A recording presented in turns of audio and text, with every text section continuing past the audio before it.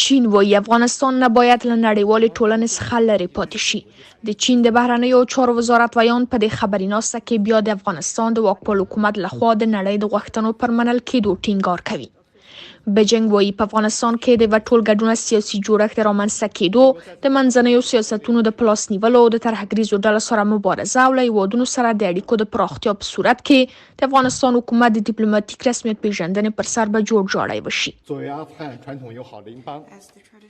چین باور لري افغانستان نه باید له نړیوالې ټولنې لرې شي. هیلهمند یو چې افغانستان له دې زیات د نړیوالې ټولنې غوښتنو ته ځواب ووایي، یو پراخ سیاسي جوړښت رامنځته کړي، میانه روه او محتاطانه کورني او بهرني سیاستونه په لاره واچوي، په قاطع توګه له ټولو ترهګریزو ډلو سره مبارزه وکړي، له نورو هیوادونو سره دوستانه په تیره بیا ګاونډیو سره اړیکې پراخې کړي او نړیوالې ټولنې سره ځان ګډ کړي. اسلامي امارت بیا تر اوسه د چین د بهرنیو چارو وزارت د بیان د دې څرګندونو په اړه څه نه دي ویلي.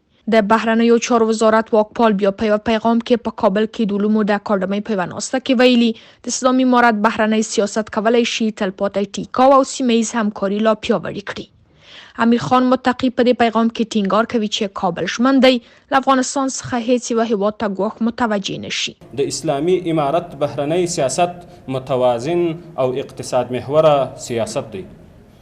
موږ غواړو په نوي جوړېدونکي نړیوال نظم کې خپله بهرنۍ تګلاره داسې ترتیب کړو چې له نړیوالو او سیمه ییزو قدرتونو سره د خپلو ملي ګټو پر بنسټ اړیکې وپالو. اسلامي امارت چارواکي مخکې د هم اوسنی حکومت ټولګډونه بللی او ټینګار کوي چې د کابل بهرنی سیاست اقتصاد محوره دی او له ټولو هیوادونو سره د مثبتو اړیکو غوښتونکی دی.